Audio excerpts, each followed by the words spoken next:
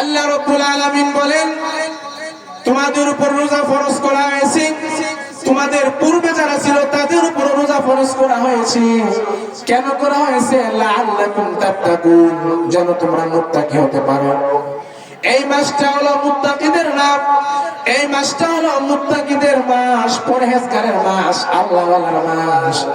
এই মাসে যে বেশি বেশি ইবাদত করতে পারবে, আল্লাহ রাব্বুল আলামিনের কাছে ওই ব্যক্তির দাম আল্লাহর কাছে বেড়ে যাবে।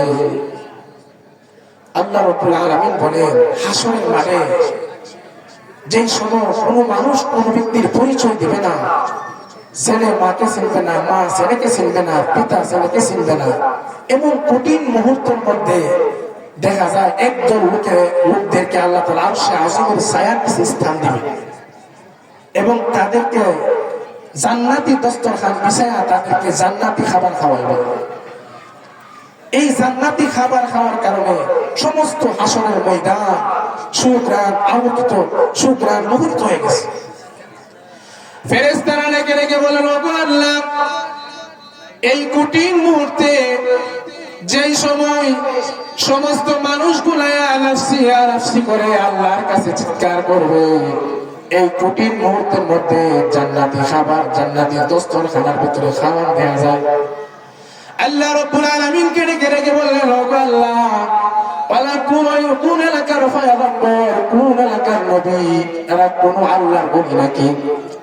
আল্লাহ তখন লেগে লেগে বললেন, লা, এরা কোন নবী না, কোন এলাকার পয়গম্বর না, কোন ওলিকা উসকুতুব না, তারা হলো ওই গুনাহগার বান্দা যারা রমজান মাস পাইছে এবং রমজান মাস পেয়ে রোজা রাখছে, কষ্ট টাকা সত্ত্বেও খাবার খাইছে না, 14-15 ঘন্টা পানি গলা শুকিয়ে যাচ্ছে তবু খাবার খায় না, খাবার করে আসি তবু খায় না। আমি আল্লাহর ভয়ে, যারা আমি আল্লাহর ভয়ে খাবার খাই না, আমি কাল কিয়ামতের কঠিন ময়দানে তাদেরকে জান্নাতি দস্তরখানের ভিতরে জান্নাতি খাবার খাওয়াইলাম। তাদেরকে আল্লাহ রাব্বুল আলামিন জান্নাতি খাবার খাওয়াইবে। তখন একদল লোকেরা আফসোস করবে, হায় হায়, কিতাব হোটেলের ভিতরে, শাস্ত্রের ভিতরে, ফরদার ভিতরে খাইছে, আমার এলাকার লোক এরা দিতে গেছে এই কঠিন মুহূর্তের মধ্যে জান্নাতি খাবার খাইতেছে, তাদের গলা শুকায়া মরণাপন্ন হয়ে যাবে। তখন চিৎকার করে রাখবে, পানি দাও, পানি দাও। এইভাবে 70,000 বছর পর্যন্ত ডাকবে, পানি দাও, কোন সারা শব্দ নেই।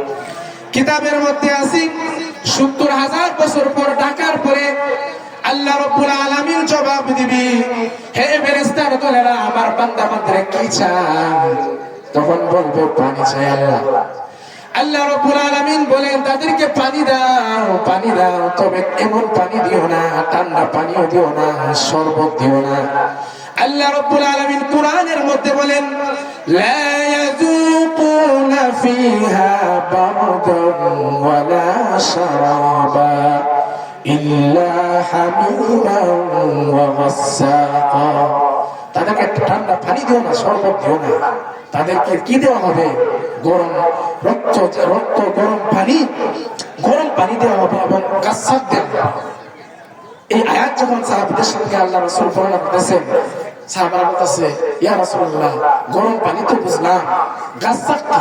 গাসসাক কি? তখন আল্লাহ রাসূল বলেন, গাসসাক হলো জাহান্নামীদের রক্ত, বিষাক্ত রক্ত, ফুস, কাঁটাযুক্ত যেগুলো আছে, এইগুলা তাদেরকে দেয়। তে হাসর মাঠে এমন হবে।